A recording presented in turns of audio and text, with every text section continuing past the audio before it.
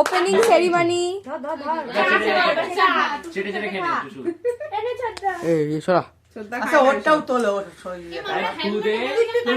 আমার গায়ে যেন না লাগে, নিচে ফেললে হ্যাপি বার্থডে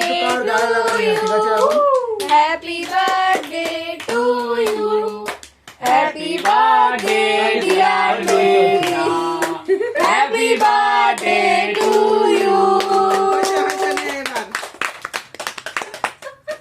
সবাইকে দেখাই হাই কর লঙ্কা তোর জন্য।